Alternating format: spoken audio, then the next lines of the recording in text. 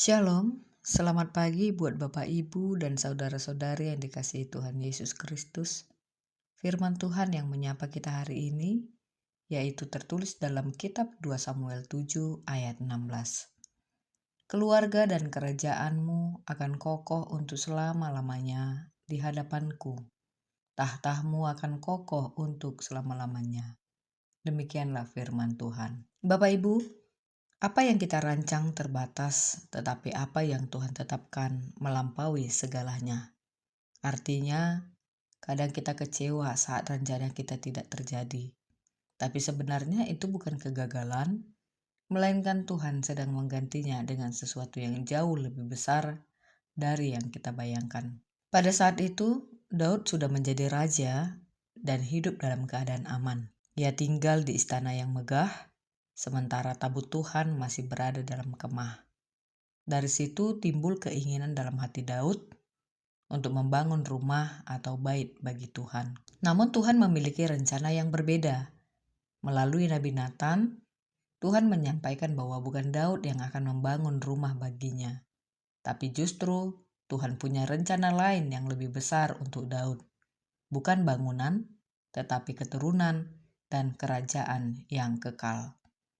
Keluarga dan kerajaan yang kokoh yang dijanjikan Tuhan kepada Daud dalam nas ini, maksudnya adalah Tuhan akan membuat nama Daud besar, Tuhan akan memberikan tempat aman bagi umat Israel, keturunannya akan membangun bait suci, bahkan keturunan Daud akan memerintah selamanya. Tuhan akan menjadi bapa bagi keturunan itu, dan ia akan menjadi anak-anak Tuhan. Artinya bahwa tahta dan kerajaan Daud akan kokoh untuk selama-lamanya.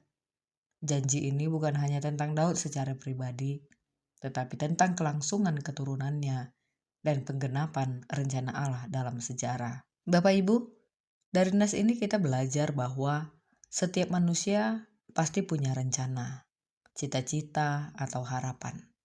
Namun, sering sekali rencana itu tidak berjalan sesuai keinginan. Ada yang ditolak, ada yang gagal, ada yang tertunda. Tetapi kisah Daud mengingatkan bahwa ketika rencana kita tidak sesuai, bukan berarti Allah tidak peduli. Justru, di balik kegagalan atau penolakan, Allah sedang menyiapkan sesuatu yang lebih besar, lebih indah, dan lebih kekal daripada yang kita pikirkan. Artinya, Tuhan sering punya rencana yang lebih besar dari keinginan kita. Seperti Daud yang punya rencana besar untuk Tuhan, apa yang kita ingin lakukan untuk Tuhan, bisa jadi Tuhan punya rencana lebih dalam bagi kita. Hidup kita adalah bagian dari rencana Tuhan, bukan pusatnya. Artinya, tidak semua hasil kita lihat sekarang, tapi Tuhan bisa bekerja lewat generasi setelah kita.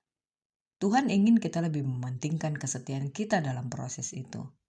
Karena tidak semua apa yang dijanjikan Tuhan berjalan secara instan, tetapi selalu digenapi sesuai kehendaknya. Hidup manusia bukan tentang apa yang kita bangun untuk Tuhan ataupun untuk diri kita, tetapi tentang apa yang Tuhan bangun melalui hidup kita untuk rencananya yang kekal.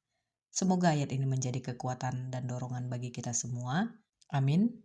Demikianlah renungan kita hari ini Bapak Ibu. Semoga harimu menyenangkan. Semangat, Tuhan Yesus memberkati. Shalom.